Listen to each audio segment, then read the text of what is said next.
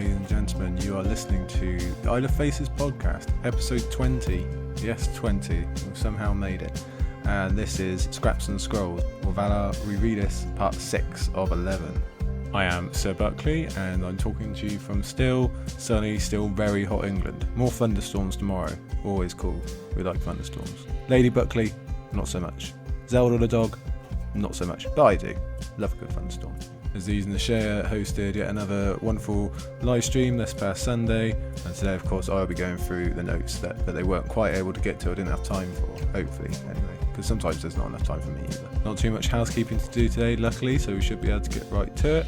Of course, there are the usual thank yous to everyone for listens and downloads and likes and shares and whatever else, and of course to Aziz and the Share for the wonderful work that they both do and allow me to be a part of. So very grateful there. Please make sure you're checking out all their episodes, because somehow they're not just doing these Valar Rereadis live streams. There's Crusader Kings live streams, there's other normal episodes coming out. They got it all. I don't know, some kind of time machine going on there. I don't like to ask questions, but it's not natural how much work they do. On top of that, let me say thank you to all our patrons and their continued support. It's wonderful to have you aboard, and really, really, very helpful. Especially, I would like to give out a hello and a help you well to Sir Jancy, one of our Jade Branch patrons, and to our new patrons who've joined recently as well. Thank you very much. And if anyone is interested in having a look at those tiers, especially just the names of the tiers, I think that's probably the best bit, then you can obviously find that on patreon.com/isleoffaces. We'd love to have you aboard. If that's not for you, thanks for the listen anyway. Let's get to it today, and let's go through what chapters we're going to be talking about. So it's Bran V, the one with the wildlings and the fight in the forest. It's Tyrion V, the one with the sky cells and Tyrion's first big speech. It's Eddard X, the dream of Lyanna and the Tower of Joy and everything else going on there. It's Catelyn VII, Tyrion's first trial, where Bronn gets his fight on. It's Jon V. A lot of fives today. It's Jon V, which is the one with Maester Aemon, mainly. That's where he makes his big debut. It's Tyrion VI, the one in the Clansmen. It's the one with Shagger and goats. And finally is Eddard XI, the one where Ned sits the Iron Throne. So let's break into it straight away then. Bran V. It's been a while since we've seen Bran, I think, as he's mentioned. And to be fair, actually, let me point out, he's got to most of my notes for this one, so we'll probably be able to go quite quickly through. But yes, quite a while since we've been to Winterfell, a little bit of a catch-up chapter. Again, like last week, we're getting a lot of Ned, only 2 chapters this week compared to 3 last week, but a lot of Ned, a lot of King's Landing focused stuff, although I suppose actually, to be fair, this week it's King's Landing and Eyrie focused, and we get a bit Jon in as well with Bran here too. So we're missing Sansa and Arya for a while, and no Daenerys either. That's next week. We'll get all 3 of those lovely ladies.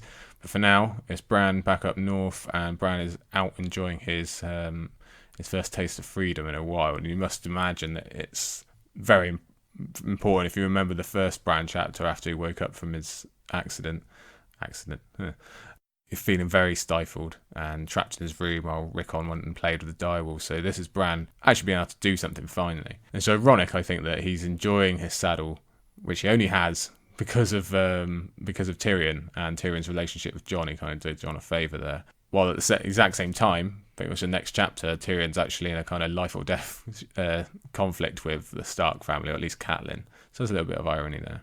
Aziz spoke at length about the Wintertown, the importance of that both in history and coming up. It's quite funny. It's similar to Vaestofrak, I think, which we spoke about last week, as it's a cultural centre.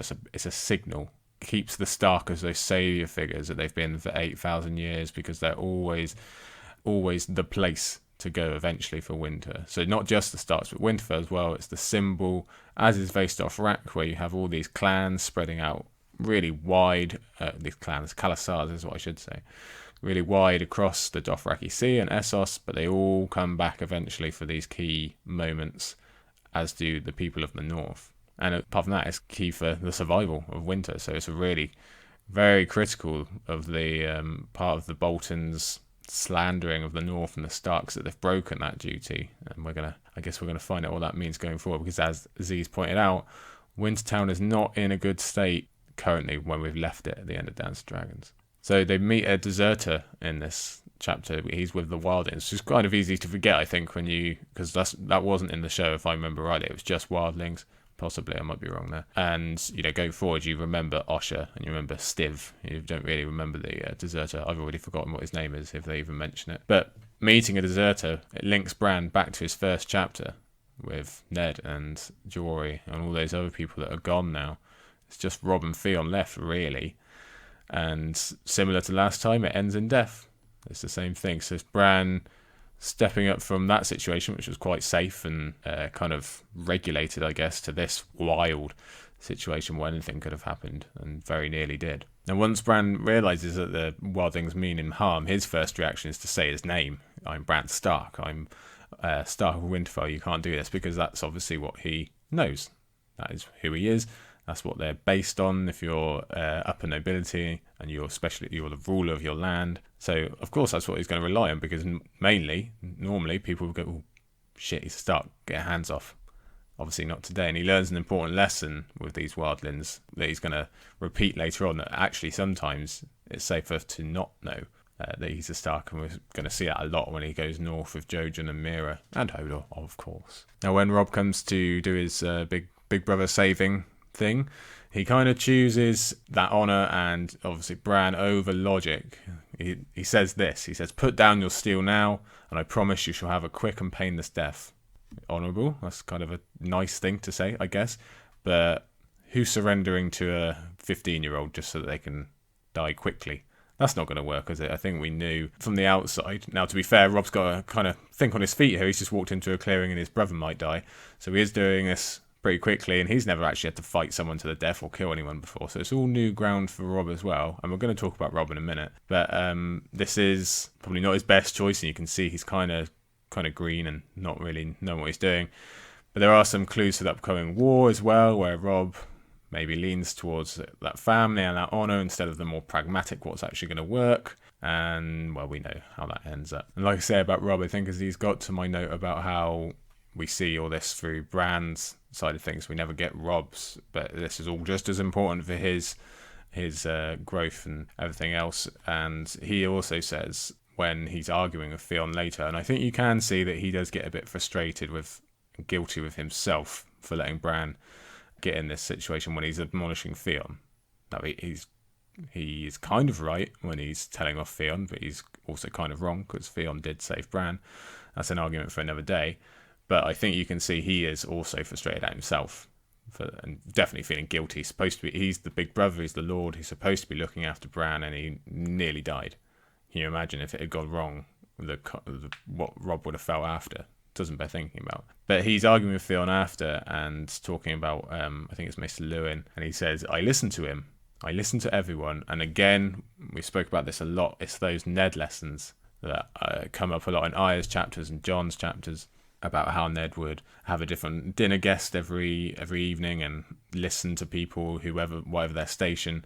So we can see Robb already taking those on board and putting them into practice. So that's good. And there we go. Like I say, Aziz got to a lot of those notes. So we can already move on to Tyrion V. Say goodbye to Bran. We won't see him for a little while. Whereas Tyrion, we've got a lot left. So Tyrion, he gets a lot of focus, probably more than Ned actually, in this week's group of chapters, because we have 2 Tyrion chapters plus Catelyn's chapter is largely based around Tyrion.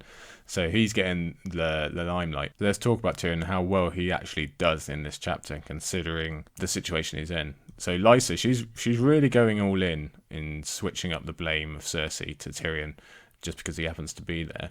And as he spoke about her intentions and her logic. But Tyrion himself, he actually does a really good job to keep it together in this chapter. If we think about those sky cells, and they really are one of the worst cells in all of the great castles, even though you've got black cells and the damp of River Run and the bowels of Castle Rock, these are still, I don't know if they're the worst, but they are pretty bad. He's got to defeat temperature, he's got to defeat just rolling out and dying, he's being starved by Maud, he's being beaten by Maud, and he doesn't come out of it too badly. At least at the beginning, he's still got his wits about him. He hasn't just cracked and admitted to something to make it stop or anything worse. He comes out and he's still got his wits about him. Classic Tyrion.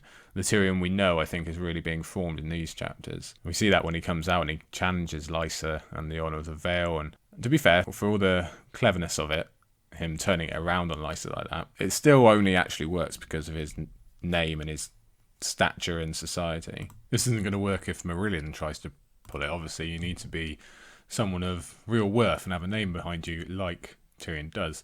But here, we're on one end of the spectrum, the privileged spectrum, because here, okay, good, it works, all fine and dandy. But the other end of the story or the series, at the end of Dance, that's when Tyrion doesn't have his name or his wealth. He's off on his own. He's really apart from that which he was relied on, which again we spoke about last week, and it's a completely different ball game, even though he is actually still smart enough to find a way to use them even when he doesn't have them. We see the armour that he told Jon about. It's not perfect. It does have cracks, and these circumstances obviously do lend an extreme pressure, but almost everything that Tyrion is sensitive about is being laid out and highlighted in front of this crowd by Lysa. It's kind of like a bad high school nightmare. His armour is taking a lot of hits, and we do see the further we go, by the time we get to Storm, obviously, it's taken too many hits and he's really kind of cracked. But that's not to say it starts here. He's put up with this his whole life, but he doesn't normally have to put up with it in life or death circumstances. Tyrion thinks about how Jaime and Cersei would react to the news of his capture and trial, and he is actually pretty dead on. If you're going to look up the quote, it is pretty much how they actually react. So there's just more evidence of his knowledge in people's personalities, and especially those of his family, and especially those two siblings, which is obviously going to come into play a lot later.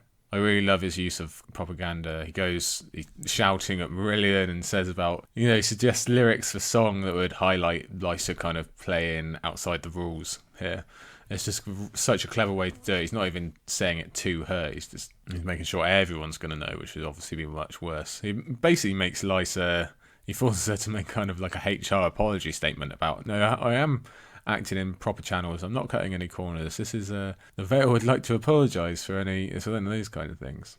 I think Aziz's mentioned this, but it's worth saying again. Just poor Sir Vardis. He was the only one to point out how it was pretty ridiculous and no honour in it. He's the only one to really stand up against Lysa. He doesn't seem like he's one of the ones just doting on her. We get that in the Catelyn chapter a bit later on, how kind of sickening the doters are. He doesn't seem like he's one of those, but he dies anyway. And even though this is a Tyrion chapter, we do actually get hints that Catelyn is realising how Lysa is actually screwing all this up. Even without her in the monologue, we can see her just kind of clocking what's going on. So that's quite talented from George there to be able to slip that in. Now, there's lots in common with Tyrion's second trial in Storm. Firstly, obviously, he's innocent in both. That's kind of most important. But both of these trials are being pushed by two widows who are not in the greatest of mental states. Obviously, Lysa has kind of got this long, ongoing problem, and by Storm, that trial comes about after the death of Cersei's firstborn, so she's obviously not in a good place, and they're both really pushing it. So there's further Lysa-Cersei comparisons there, again, like I mentioned last week. Both of them have kind of staged false trials before. We've had this one, and I think we see how that goes, and obviously the one in Storm is just almost a complete farce, and everyone's lying left, right and centre, and then they get Shay involved and it all goes terribly wrong. And we also have two different confessions, which actually goes quite well to show Tyrion's journey between book 1 and 3. Because here his confession is fake, is obviously fake, but he uses humour and he uses sarcasm more. He's doing it to get a rise out of the Lords of the Vale. There's a real purpose behind it. He's manipulating the system, like we just said. It's the complete opposite in Storm of Swords. By then, he's world weary, he's hurt, he's angry at what's just happened with Shay and everything else. He was, even before he went on trial, his POV chapter at Joffrey's wedding, which I just so happened to read today, is, he's not in a good place. He's so frustrated with Shay and with Sansa his marriage with Sansa just not being very fun at all for either of them. And then you get Joffrey on top of it. He's in a bad place. So then with a murder accusation and, again, threaten his life on top of that, we get that classic speech, which, to be fair, I do think they did a bit better on the show, but that's not to say it's not good in the books. It's perfectly good. And he just goes blitz, basically. It's just complete anger. There's no point to it. He's not going to get anything. He's not manipulating anything there. He's not doing that speech because someone in the crowd is going to save him, like Bronn does here.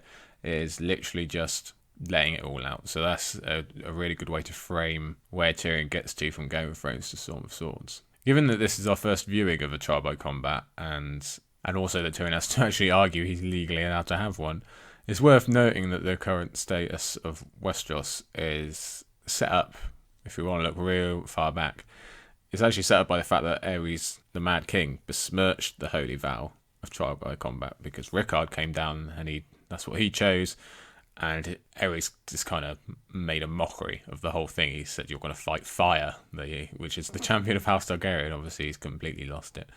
And that all kicks off the rebellion. Yeah, I think that's kind of similar, maybe on a lesser scale, but it's kind of similar to the Boltons and the Freys besmirching guest right. Trial by combat is one of these ingrained things. And I know it's a byproduct of the faith of the Seven, so it's perhaps not as ingrained as guest right, which goes back to the old gods and is obviously held in high esteem by the North, but it's still one of these old things that you just don't mess with, and Aerys did. And again, I think Aziz did note this. Tyrion, he notes that there is a big difference between Jon Arryn and Bran's killings, and that they're kind of not really comparable. And he becomes annoyingly close to figuring out that it's Littlefinger. And he probably should have been able to actually work out if you combine his talks of Catelyn on the high road. So there's yet more hope being dangled in front of us, just the same as last week. We're just going to have to get used to that hope. Alas again. We'll go back to alas. Okay, moving on to Eddard X, the Big Dream chapter. Very famous chapter. Aziz, I can't remember if he tweeted or mentioned it on the live stream, but it's one of those chapters. It might be the most analysed chapter, maybe, in all of the Song of Ice and Fire. There's a few contenders, and this is definitely one of them. There's a whole bunch that Aziz and Shay had to go through on Sunday of this, but I had some other thoughts as well, because this isn't actually one I've looked at a whole bunch, because so many people have done it already and will do it better than me. But I've had a crack, and I've come up with some stuff, so let's have a look. Firstly, I've never considered before, but it's actually weird how close Jon came to being another fake Aegon, or another young Griff, if you want to call him that. If you think, if any of the Kingsguard, or maybe even the other Northmen had survived, let's say Ned died in the duel, funnily enough, my recent playthrough of Crusader Kings 2, where he died in the duel with Oswell Went. So there you go, could happen. But let's say Ned died, and Jon gets taken by one of the Kingsguard, or the other Northmen, or whoever. You just don't know. They could have easily connected with Varys and kicked off their own thing, or Illyrio, or any other party that essentially could do the same thing and stash them away, or could form another rebellion around him instead of Viserys. It's really actually pretty lucky that Ned firstly survived, obviously, and also took Jon, because you just don't know what could have happened. But that's interesting to think how close Jon came to being that, depending on what happens between him and young Griff if they should meet later on. It's also pretty lucky for Ned, in a weird way, that only Howland Reed survived, because he's basically the one guy who has absolute zero interest in the politics of the realm, because he's a Crannogman and they just don't do that kind of thing. The rest of them, Martin Cassell and Wool, and we've got a Risewell, and we've got a Glover, they were Ned's friends, okay, fine. And he obviously trusted them to a large degree to bring them down here for this deal. But could he really have trusted them for 20 years without telling anyone? Would he absolutely know with certainty that they're not going to tell anyone, ever? It's a very big secret to literally keep completely stum about forever. You don't know if anyone had fallen on times, needed to sell the information, or they could have told a loved one. Ned resisted telling Catelyn, but that doesn't mean all of them would be so prepared to do that to their own wives or whoever. And, maybe their loved one is ambitious and wants to sell a secret. You just don't know. So I wonder how far Ned would have gone to keep his promise to Lyanna. If all of those Northmen had survived, what would Ned have done? Interesting to think. If you think about it, really, the dream does serve as just a tease in an overall sense. We don't really get any definite answers. It's basically telling us what questions we need to ask, really. But it's still been built up all the way from Ned's first POV chapter. So to call it anything less than a major chapter, a major point in the story of the Song of Ice and Fire, that's a huge understatement. Because this is why Ned is who he is. It's the defining moment of Ned's life. Changes everything for him. The entire direction of his life, pretty much here on this day. And that's after fighting a war that's defeated a 300-year-old dynasty. That's actually paling in comparison to this one day for Ned. He loses his sister. He must know that his friendship with Robert will never be the same when he takes on Jon. And he also takes on this lifelong burden of lies and promises that goes against his own values. He does away with his honour straight away. He knows what's going to be required of him for the rest of his life, and he signs straight up. So, yeah, complete crossroads for Ned here. I think as he's mentioned that there obviously must have been more people at the Tower of Joy. It's easy to forget about Wyler. And again, we don't know. How was Ned so sure of her silence? We just don't know, do we? Maybe that'll be answered, maybe it won't, but it'd be definitely interesting to find out. I wonder also how different the Trident might have gone if these Kingsguard had been there instead of here.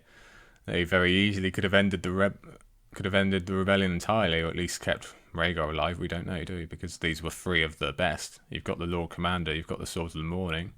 I'm sure Oswald Went is plenty capable. He killed Ned in my Crusader Kings playthrough, so he can't be too shabby. A lot of what ifs in this chapter, basically. We just don't know quite enough for answers, but lots of questions. I'm thinking the North isolates itself even more than usual. It's obviously the most isolated. Well, is it the most isolated? I guess Dawn has a good argument, but I say North more so. But anyway, after this, Ned has just inherited the North. He's the warden in the North now, and we don't really ever get a sense that he's acting in that capacity in terms of interacting with the other six kingdoms unless he's really forced to, like he is for the Greyjoy Rebellion. If he really has to, okay, he'll come down and deal with stuff, but it's not like he's going down to King's Landing every 2 years to make sure everything's good, is it? He goes to the North, he stays in the North, largely because of Jon. If Jon had not been an issue, maybe he's on a bit better terms with Robert and he does connect a bit more. And speaking of Arthur Dayne, I do wonder, because the story is that Ned killed Arthur Dayne in single combat. I don't think it's largely known that Howland Reed was a critical part of that. I doubt most people know who Howland Reed actually is. They know Ned. They know Ned went to the Tower of Joy. Well, they know Ned went somewhere, and they know Arthur Dayne died there. So I just wonder how many times Northern Lords, possibly even Robert, went up to Ned and said, "Oh, Ned, you killed the Sword of the Morning, Arthur Dayne, the greatest swordsman of the age. Well done," give him a big old slap on the back, try and hand him a pint. And I just like to imagine how intensely uncomfortable that would have made Ned, knowing the truth. Even if he had done it on his own, he wouldn't have revelled in it like that. But it's just interesting, because that is obviously the kind of thing that these lords... You can just see the great Jon just come up and go, "Oh, pick him up." Go, "Oh, well done, Ned." We get a real sense of two generations being connected through this stream and Ned's previous chapter and what's going on in general. Like I said, there's like a cell with Ned, there's a wool, and we do have, I think as he's mentioned, Big Bucket Wool in Dance of Dragon. He's coming down from his home to do it all again. Go Team North. It's quite notable really that they're not big houses with Ned in this. There's no Carstocks or Umbers, there's no Manderleys. I think he's brought his friends more than his bannermen, to be fair. Maybe that's part of it. Maybe it's just because they're more available because they're not so big. Who knows? I like to think it's Ned seeing the value in people rather than bringing the big names. But you've also got to think that because these are lesser names, and like I said, no one's really telling Howland Reed's part in this story. They remember Ned was there, they remember the Kingsguard were there. No one's, other than Ned, who obviously is never forgetting those names. I don't think he brings that up. But in general, for most of Westeros, they don't care about these lesser names. They care about those famous Kingsguard. But they all end up in the same grave, don't they? That says something. If we're going to say that A Song of Ice and Fire is largely about the passing through from childhood to adulthood and growing up, as for these Stark children, Sansa and Arya, and Bran and Jon, and others as well, the Rebellion, and especially the Tower of Joy, they are that for Ned. This is Ned's A Song of Ice and Fire series, if you want to look at it that way. But coming back to reality, let's wake up with Ned, and we see very quickly his injury is pretty much at the worst possible time. A little earlier or a little later, and he might have been able to piece it all together, might have been able to get through to Robert, and the entire War of the Five Kings might have been avoided. As it is, not the case. I just love Cersei's claims about Ned being drunken and visiting the brothel and starting a brawl. It's just laughable. She's not really playing the crowd, is she? Of all the people to try and make those claims to, Robert is the worst choice. Robert, of all people, is going to know, no, Ned, he doesn't even know how to get drunk and go to a brothel. I know how to get drunk and go to a brothel, but my buddy Ned, not a chance. Just Cersei being rubbish.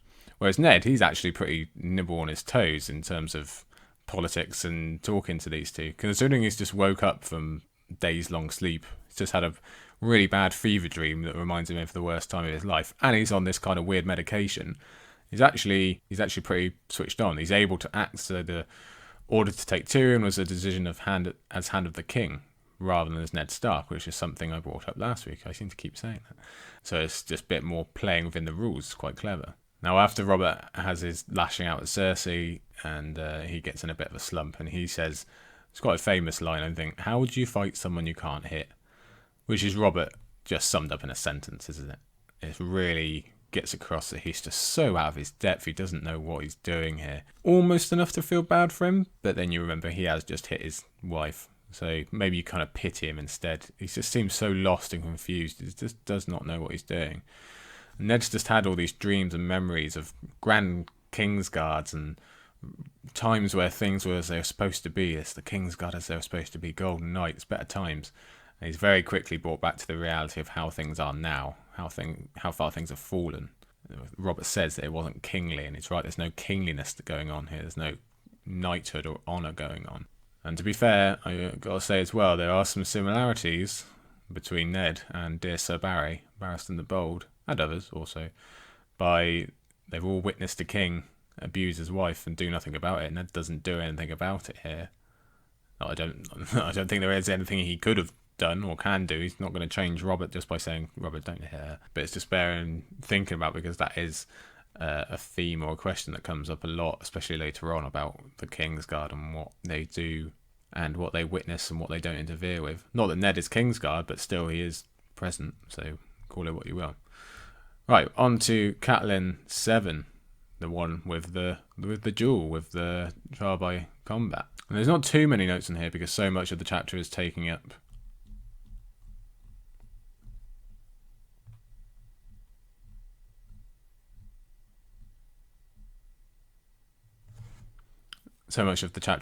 with the fight itself, but I like how we open with Catelyn's description of the Vale. It's another beautiful description from George.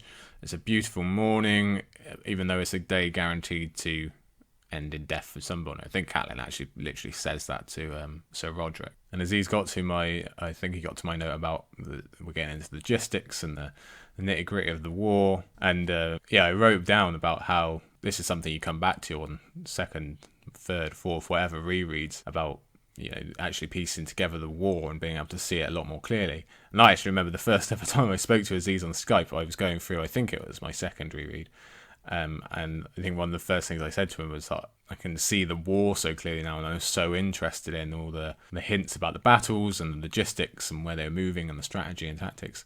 I think that was the first ever live conversation I had with Aziz. Yeah, but back to the book. Poor Edmure at this point, isn't it? It's like he's never heard of Tywin. It's a great example of these tourney nights and the boys of summer. Edmure thinks he's still playing a game which has rules. Now, we're not exactly sure of Edmure's age, but he was from 10 to 15 during the years of the rebellion, so you think he might have a slightly better idea than just asking for Tywin's intent. That's what he's done. He sends the riders to go and ask Tywin to declare his intent, which just makes you laugh, I think, because let's say he had answered. Let's say Tywin replies and says, Dear Edmure, we are coming to burn your country to the ground and slaughter all your family. What do you think Edmure does then? It doesn't matter. Not that Tywin would ever do that, and obviously, but I think his intent is pretty clear anyway. And to be fair, later on, Edmure does do much better in his second attempt in Clash, when they defend the fort, and that's against Tywin. Still, it's on the other side now. It's on the other side of Riverrun now, but still, he does much better. So I wonder, is that him now? Did he just not take this threat seriously enough? Did he just not think it was going to actually really go into war, so he just needed to calm stuff down a bit? Did he not yet know about how to fight properly and he's learned since then, or did he just need this shaming of his defeat and Jaime's victories as well to push him into really fighting properly against Tywin later? I got to say, there's a special place in my heart for Sir Roderick in this chapter. He's been reading this letter about the war to Catelyn, but I just love, he makes zero fuss when Catelyn says they're going to have to take another ship. even though we know how much he hates ships and they don't agree with him. But he just says, "Oh, okay, if you want to." And also, he gets to show off a bit of his superior insight. He says about the like of Jaime using poison and how that's not how Jaime operates. But he also gets a bit about Bron's tactics in the duel. And it's just nice for Roderick to be able to show off a little bit, because he hasn't actually got that long left either. Now, a reread, we can really see Littlefinger's fingerprints all over this chapter. Assumedly, it's under his direction that Lysa's been keeping information from Catelyn, or at least delaying information from Catelyn, and that she also says no when Brynden, the Blackfish, our favourite, he asks to take 1,000 knights down into the Riverlands and defend Riverrun. She says no, even though those 1,000 knights, they really could have turned the tide, especially in this early on bit where it's not kind of full on. If you can hear a dog barking outside, I think that might be mine. Hopefully A. Buckley is on the prowl. But anyway, so Brynden, to be fair, maybe we should thank Lysa, because him not being able to take those 1,000 knights through the high road, it does free him up to go with Catelyn and eventually become Rob's master scout, and he definitely has a big effect on the war effort. So maybe we should actually thank Lysa here. Now, I suppose she is doing that, or Peter is telling her to do that, because he wants the Vale out of the war, so that he can have enough time to eventually gain a landed title, so that he can marry her, and he gets to basically inherit a Vale of full strength. He doesn't want a Vale that's been lost half of its knights to war or anything like that, or is kind of spread out everywhere. He wants to get there and have all his power nestled right underneath him. So I'm guessing that's his motivation. Now, again, this is quite similar to what we mentioned in that last Tyrion chapter, but the quote goes, Lysa had named Cersei in the letter she had sent to Winterfell, but now she seemed certain that Tyrion was the killer, perhaps because the dwarf was here, while the Queen was safe behind the walls of the Red Keep. So again, we have a near miss of mystery solving. It's another alas. Get the alas sound effect ready. It's Catelyn can see that things don't add up, and that Lysa is acting as an opportunist rather than someone actually telling the truth. But much like Ned in King's Landing with Peter, Catelyn's mind never really stretches far enough to believe that Lysa could do something so vile as trick the Starks into entering the war. It's just not a possibility, so she doesn't even think about it, really. I guess that's actually the Tully words working against her, their family, duty, honour. She just wouldn't believe it of Lysa. If she didn't believe it of Littlefinger, she's not believing it of Lysa. Speaking of Lysa, just another funny quote. She says, "Enough, Sir Vardis," Lady Lysa called down. "Finish him now. My baby is growing tired." I just like Lysa genuinely believes that Vardis is winning until he dies. She's just not got a clue what's going on. I spoke a few weeks ago about Peter's hero story and how it's fostered that lifelong hatred that he's still obsessed with now, and he's basically dedicated his life to. We get some details on that, especially Littlefinger's bitterness after the duel with Brandon, his bitterness regarding Edmure, and it's that same bitterness that is now basically extended to everyone. He hates everyone, Littlefinger, if we think about it really. I suppose this note is actually kind of a Catelyn chapter behind. I should have put it in last week's, but it strikes me how Bronn, he's too smart to fight the Mountain because he knows he'll lose, but he does volunteer for Tyrion here in this trial. I just like the idea of Bronn looking around when Tyrion's making that speech and thinking, right, if she picks him or him or him, yeah, I could take any of them. And let's not forget that people like Link or Bray are in that crowd, and he's got a Valyrian steel sword. And Bronn is obviously still quite ready to take on whatever may happen. Finally, for this chapter, a quick note on young Robert, or Sweet Robin, or Robin, whatever you want to call him. It really comes across how badly he deteriorates after Lysa's death here. This Sweet Robin, or Robert, or whatever, he is so much stronger than the version we get in Feast when Sansa becomes Elaine. We consider that's 2 years later, and he seems way younger and more fragile in that version than this one. Not that he's a modicum of strength here, but he seems a lot better than he does later on. So we can see things don't go well for him. Okay, moving on to Jon V, the one with Maester Aemon, the one where Jon he does war without a sword, I think we can say, kind of, in this one.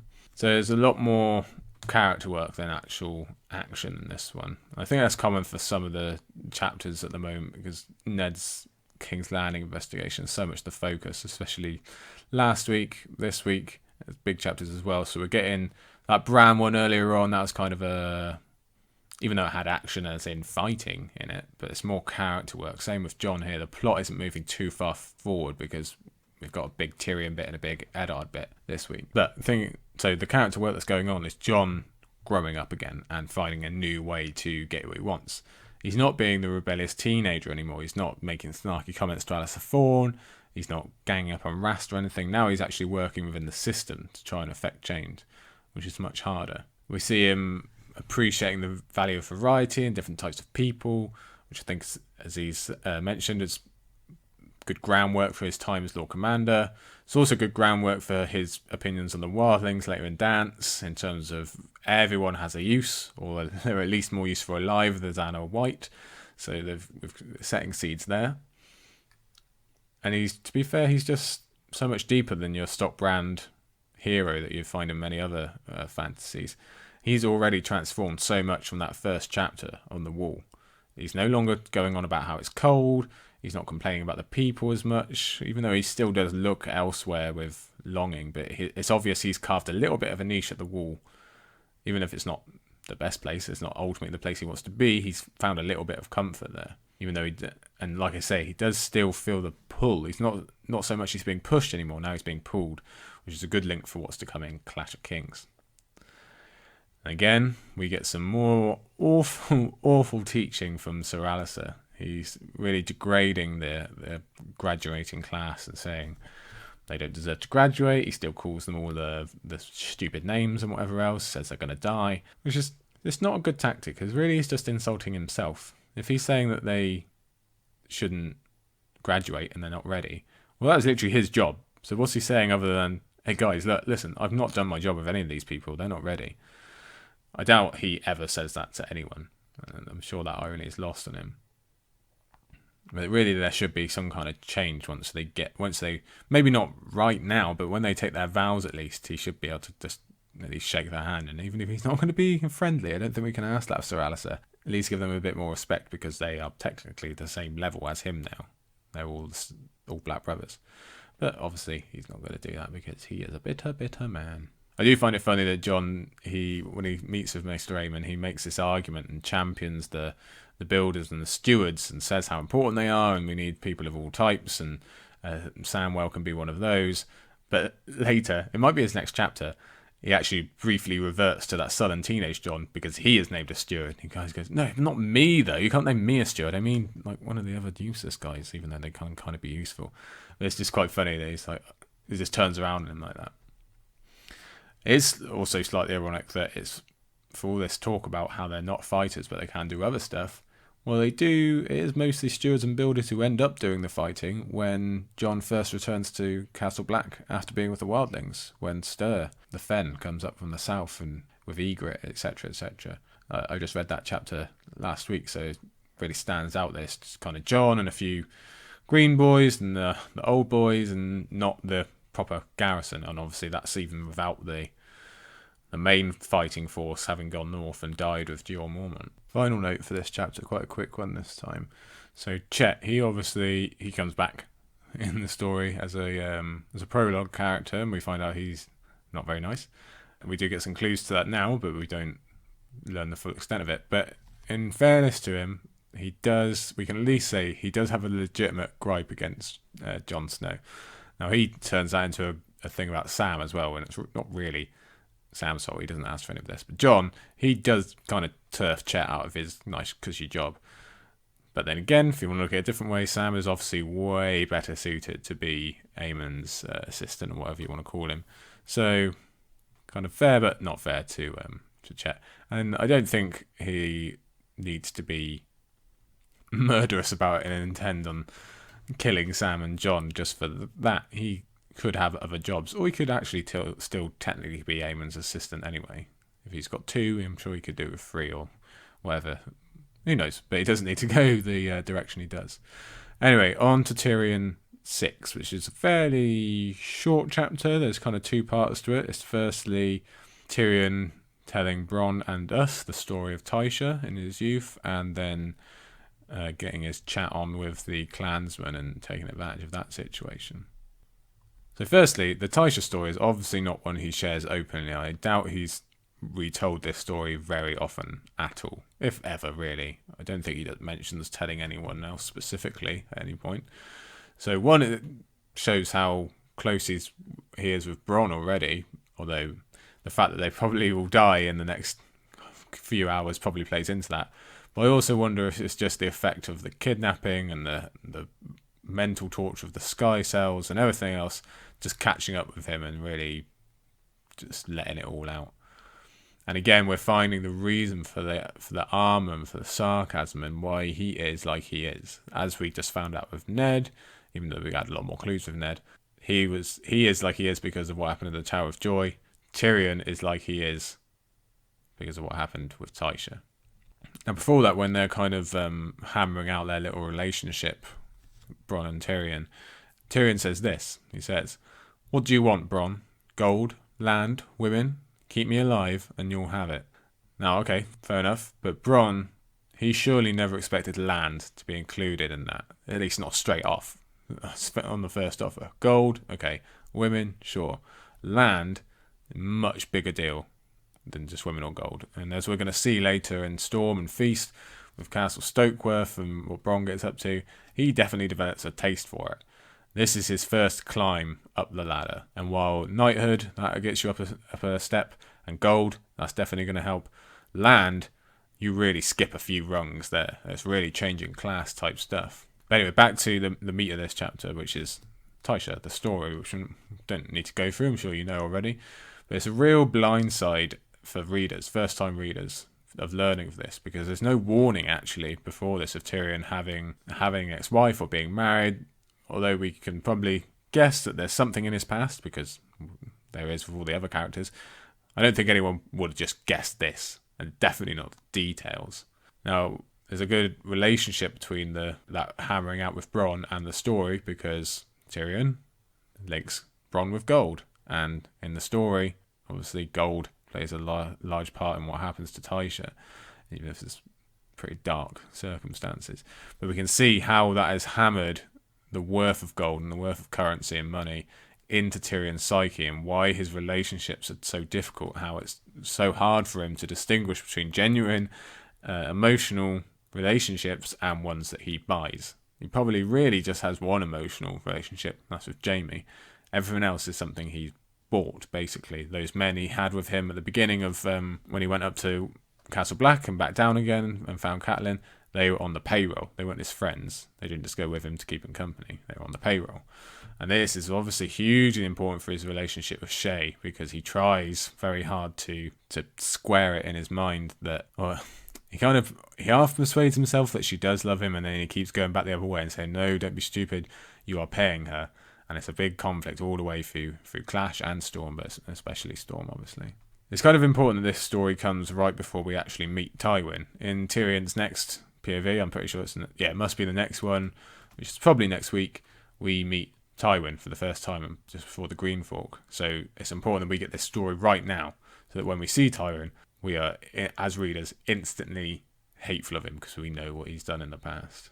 And obviously we get the story from Tyrion's point of view, and it is a horrible story from that point of view. But if we stop and think about what must have been going through Tysha's mind in those moments, and especially at the end of that story, it becomes really sickening and really hard to think about. If we're thinking this is enough to give even Bronn pause, and we know the lengths that Bronn is willing to consider, and even this kind of shocks him, or at least makes him take note. I think, to be fair, if this had been the only bad thing Tywin ever did, say he did none of, well, I'm not going to go through the list of everything else, but imagine he had never done any of it, and this was his one black mark. I think that alone catapults him still right to the top of A Song of Ice and Fire's most awful people. This is one of the worst things in this whole story, even though it's years and years in the past. It's probably not a coincidence then that right after we tell this story, Tyrion has a dream about his father. Let me read you this quote. He says, "This time he was the goaler, not the prisoner. He was big, with a strap in his hand. He was hitting his father, driving him back towards the abyss." So obviously he's dreaming of the sky cells, which he probably would after a stay in them. But he's thinking about taking revenge on Tywin and dreaming of his murder, which I'm sure I don't need to say is very heavy foreshadowing for what's going to come afterwards. It's not an accident that this dream comes after telling Bronn the story. But then the clansmen show up, and Tyrion, he is really masterful in his talking with them. Very, very easily, him and Bronn could have just been killed straight away, and if Tyrion hadn't got the chance to talk, they would have died straight away. But Tyrion actually gets exactly what he wants by knowing exactly how to dance the dance, and he's really entering kind of Hand of the King Tyrion territory now. And I won't relay exactly what he says, I'm sure you've read the chapter, but it's him having that knowledge of how to get through to these people, and it's still going out on a limb. It was by no means guaranteed, but hey, he does it and it works. Let me read you another quote here. So Tyrion, he says, "I have some questions that want answering concerning a certain dagger. Press the alas alarm." That's what I'm going to call it from now on. The alas alarm. If only he had followed through with that, but he actually just kind of forgets. At least until near the end of Storm, when he kind of comes back to him. But even then, he only thinks about the Joffrey side of it. He just kind of forgets the Littlefinger stuff, which seems to be a common theme. People just forgetting Littlefinger's involvement with this dagger. Lastly, for Tyrion VI, I wanted to say that I just truly hope the clansmen do come back into the story in some way, and that we do see an after effect of Tyrion's influence, and it didn't just end with after the Battle of Blackwater. It seems like it's been kind of too long for that to happen now. You got to imagine that there's a good chance some of the clansmen that Tyrion knew, or at least the ones he actually really interacted with, they could well be dead by now. There might be new clan leaders or whatever else. But still, it's good to imagine, because I would love them to come back in the story, as I say. If Tyrion, if he comes back to the Vale, maybe with Daenerys, if he recruits them again to destabilise the Vale, even turns them against Littlefinger, that could be cool. I suppose we could see them in Sansa's POV. She's down from the Eyrie now. Clansmen could attack her party in some way, maybe. Maybe the Knights of the Vale do actually get to go off to the war finally, and the clans could take advantage of that and spread throughout the Vale. Or maybe they get more aggressive in winter because they need food even more than normal, so they get a bit more daring. Who knows? I just want to see him back. I'm just trying to think of any way. But let's leave that for now and head for our final chapter of the day. It is Eddard XI, and it is the one with Ned on the Iron Throne, and basically he holds court for the attacks of Gregor, the people who have suffered under the attacks of Gregor Clegane. So this is one of, well, it probably is the best example we ever get of Ned actually acting as Hand of the King. We don't actually see him doing his duties very often, really, through this book. But here he is, literally punching the clock and putting in the hours. Now, if we think about these farmers and villagers who've been brought in front of Ned, it's a big step up from when Tyrion and Catelyn brought the Game of Thrones down on the people at the inn at the crossroads. At least those people had a choice of sorts. They knew they were getting dragged in. They probably just wanted to get far away, and the danger was coming, death was coming, as we said about Masha Heddle. Tyrion and Catelyn brought that down on her, but at least the customers there, they had a choice whether to get involved or not. Now the game is in full-fledged, and the villagers, they had no choice. Their entire lives, they're either caught up in the war or they had it ended by the war already. I think George wants to point out to us that they might not have even had a choice on whether they want to testify or not. I think Ned mentions that they probably just got dragged with Carol Vance and Mark Piper and whoever else has brought them along. Some of them, at least, would probably just want to try and forget because they know this is going to happen again sooner or later, so there's no point. I'm sure some of them are pretty faithless in the Westerosi justice system, so they're probably just like, I don't want to go all the way to King's Landing, I don't want to retell the tale, just let me alone and see what I can salvage of my life, but obviously not. Now, talking about the throne, we get our first real description of the throne. It's definitely our first description of anyone sitting on it. And so I thought, if the Iron Throne cuts those who are unworthy, well, Ned definitely doesn't get cut. He gets away without a blemish, despite him literally describing the throne and describing how sharp it is, and his hands are always resting on the sharp bits, but he never gets cut. So I wonder if that's just a little tease there from George. So after the small folk have told their tale and the river lords are getting all angry, we get Pycelle with some further pathetic attempts at influencing things, and if he's trying to hide whose side he's on, he's not very good at it. He claims maybe, they're claiming that it was Gregor Clegane, and he says, well, it could have been anyone. There's lots of tall people. And like Cersei trying it on with Robert about Ned being drunk, in the same vein, Gregor Clegane is probably just about the worst person to claim looks like someone else. He's pretty unique, so that's not really working there. I just think Pycelle's pro-Lannister, maybe even possibly just pro-Tywin-ness is shining very strongly through. I think we get some more evidence of Ned having a superior military mind in this chapter. He pretty easily deduces that Tywin is playing on Edmure's inexperience. He's bleeding off Edmure's strength so that he can kind of punch through when everything's spread thin. So we get a little bit more evidence of that Edmure being green and Tywin not. He's the opposite of green. He's very well tested and well forged. And it's a good example of Tywin playing the player, not the cards. He knows who he's dealing with Edmure. He knows it's not Huster Tully who's commanding things, so he can take advantage of that situation. We're going to see a similar issue later in terms of small folk. So here, Edmure, he spread out his forces to protect all the small folk. We'll see it kind of similar later when he allows all the small folk into a river run, even if it's not the best thing for a river run, which is very honourable and noble of Edmure. We definitely shouldn't be disparaging him because of that, but if we're talking pure tactics, pure war here, maybe it's not the best move. Who knows? I think Ned also does actually play quite a clever game of painting Tywin as the rebel against the crown, or at least he paints Gregor, which in turn kind of pulls Tywin in as it's his man.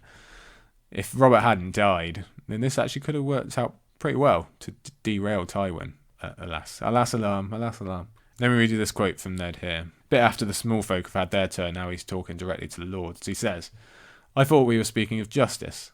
Burning Clegane's field and slaughtering his people will not restore the king's peace, only your injured pride. And that's a great way to show the difference between Ned and Tywin. Although Tywin has strategy behind his actions, military strategy, there's no doubt he also inflicts great woe on the Riverlanders because they are under the protection of House Tully, and it is a Tully who has kidnapped his son. So in Tywin's mind, he's going to get back at Hoster Tully and Admiral Tully because of Catelyn's actions. He's going to get back at their small folk who obviously have no part of it at all. And that's what we mean about the game coming down on people. We should also know that Ned sends a further 20 of his own men away to join what will become the Brotherhood Without Banners. So his protection weakening further, and we know what's around the corner and what effects that is going to have. Speaking of what is around the corner, let me read you another quote, this time from Varys, and he is referring to Sir Ilyn Payne, and he says, he does so love his work. Oh boy. Again, we know what's coming closer, and I assume that this is included. This is right at the end of the chapter. I assume that George included this to give a quick reminder about Sansa's horrible feeling about Ilyn Payne when she first met him, and just bring that bit of foreboding back for what's about to happen. Finally then, for this chapter and for today. So, Tywin, he originally wanted to draw Ned out and capture him because he didn't know that Ned was injured yet, that Jaime had this little scuffle. So his idea about sending Gregor out was to get Ned out of King's Landing so that he could be captured maybe, because now there's also the idea that they could possibly trade it for Tyrion. I think that last part is a little more not so confirmed as Tywin wanting to draw Ned out. I think trading him is a bit more of just a theory. Because do we think Tywin would have actually done this if the situation had landed that way? If Ned wasn't injured and he hadn't rode out, been captured, would Tywin have traded him straight up for Tyrion, do we think? Maybe there's a higher chance right at the beginning before it all really kicks off, but let's say that Robert still called the banners and come down because Ned is still captured. That's why he came down in the first place. So, I don't know. I think maybe Tywin knows that Ned is far too valuable to trade in terms of the war effort, as well as everything else, for Tyrion, someone he despises, even though it's the slight against his family and he needs Tyrion back to show that you can't mess with Lannisters, etc. But if he gives Ned back, that whole war changes because he now leads the Northern Army instead of Robb, and they're suddenly a lot stronger. If they get Tyrion back, and especially as far as Tywin knows, this is a Tyrion without clansmen or anything like that, not as valuable.